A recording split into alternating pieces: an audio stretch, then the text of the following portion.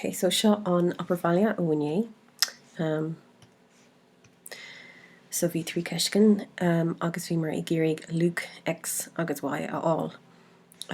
So an seo ar dús an céad rud le déanamh ná sais é a ascríomh go dtí go raibh an cuid réadach agus an cuid saoltach sa léirúin. So seo é an cuid saoltach tá I an seo, tá I eile an sin.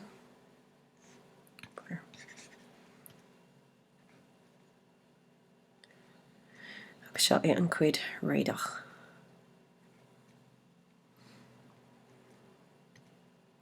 Saoltach an seo. Okay, so réadach tá X mód a sé. Is féiling rá bhfuil sé cothrom le sé. Agus an sin an cuid saoltach tá IY lúda né I cothrom le lúda de I. nó mar dormar hena féin buin amach an I. So tá tú saisig scríomh mar seo IY lúda né I cothrom le lúda de I. So tóg amach an I mar actor agus fáin tú I fá Y lúda né cothrom le lúda de I. Agus an sin is féad leat rá bhfuil Y lúda né cothrom le lúda de.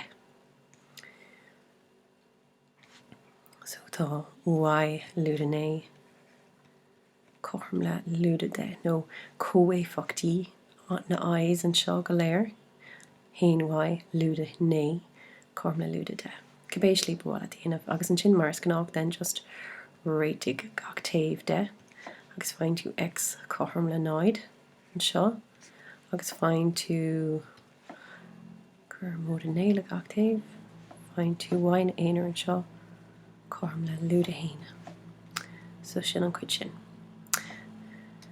Okay, so an cuid réadach an seo tá sé 6 dachar é a áil ag cuid seacht, so tógadh sé nó méid de a goáin rih dúnéis sin a dhéanamh. So bhhaling é seo a olrúmach ar dús. So an X fandó sin 2X. X fa 3I sin 3XI. Lúda dó Y cothrom le 3 mód a sé I. So rís seo é an cuid réadach. So is féiling rá go bhfuil dó X lúda dó Y cothrom le 3.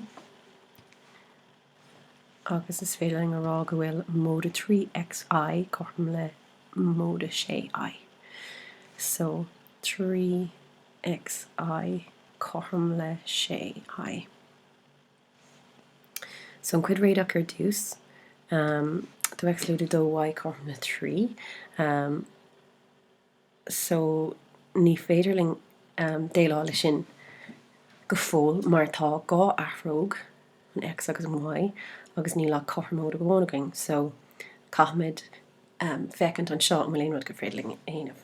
So mar dúrmar hena féin ag cheiste 3 mar raibh 3XI cothrom le sé I. Buin amach an I mar factor. No, is féad leat méanar rain gach taobh ar I. Agus an sin bíann an tóla sin a go 3X cothrom le sé. Okay, so sin é or rud. So it's a coimpléascacha an I 3X cothrom le sé. No, just úsáid an Gnáth algébar mar dormar an seo. So tá 3X anyway an coimpléascacha I cothrom le sé. Rain gach taobh ar 3 agus fáin tú X cothrom le 2. So an sin chuirteach an seo é, so you have dó fá dó lúda dó Y cothrom le 3. So you have cahar lúda dó Y cothrom le 3. Lánig I ráig leis chuir lúda cahar le gach taobh. Agus bíon lúda dó Y cothrom le lúda hain. Rain gach taobh ar lúda dó chun fáil réig leis an fá lúda dó. Agus bíon Y cothrom le lúda roinnt ar lúda sin móda. So Y cothrom le la X cothrom le dó. An sin an cuid dearnach ceiste 30. Feig é agus bí mátá sé sin agad. So rís I'm just éisian of agus síos begáin agus déileála sin ar dús. So mátá sé seo fá é sin is féidirling é sin a scríomh mar seo. No, is féidir leat just go ná bracéadaí úsáid as fear leat. basically assigned to. So A móda BI, cuig móda I. Olrigiad agus fine to A fa cuig sin cuig A, cuig BI, AI, BI carnatha. So go hon antá cuig A, móda BI carnatha, móda cuig BI, móda AI. So sin cuig A, de bhór gohfuil I carnatha corm le lúda hain, tá cin fi sin, lúda B tágaing an seo, agus tá mé chun an I a thugáil amach mar factor agus tá B cuig B móda A againg seo. So seo é an cuid réadach, seo é an cuid saoilteach. So tá mé an sin caníd sin a chur chom le seo an cuid réadach, agus seo é an cuid saoilteach an seo an lúda dó, so it's an coimpléascacha, so sin é an comhartha cuma. So an cuid réadach tá cuig A móda B ar an taobh seo, cothrom le 3, agus cumála sin ar an taobh seo tá cuig B móda A, cothrom le lúda dó. So an sin a rís tá gá athróg agin agus nílach cothrom móda bháin, so ní féidirling é sin réiteach go fóil. Ach an seo an rud céine, so caithimid dé lá le co-cothrom, so gléimid cothrom A agus cothrom B ar sin, so I'm going to iad scríb an ac le chéile an seo. So we have cuig A lúda B cothrom le 3, that's A, and then B we have A móda cuig B cothrom le lúda dó, so scríb mé an B in ac lei sin, or faoi an B eile.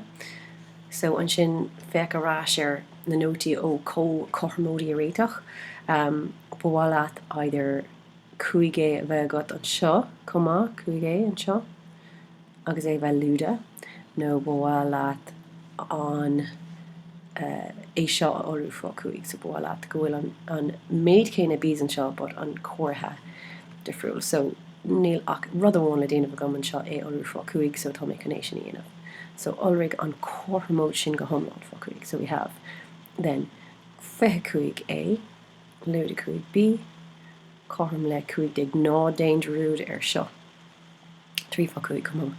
An sin fág an ceann eile, mar tá sé A móda cuig B, cothrom le lúda dó, agus an sin simigéad, agus bhíon feith sé A, níl aon B's fága, agus sin cothrom le 3, so rangach taobh ar feith sé, agus bíon A amháin cothrom le la, so sin é an luach ar A, agus an sin cur isteach é in san céad cothrom, so seo an anadíocht, so tá mé déanamh dulrás chuig an céad cothrom we got cuig A lúda B cothrom le 3, cur isteach an A, cuig fá la lúda B sin cothrom le 3, so it cuig thar dó lúda B cothrom le 3, agus tá mé chun lúda cuig thar dó a chur le bach taobh, it's fine to lúda B cothrom le 3, agus tá mé connéisian athrú cuig sé thar dó,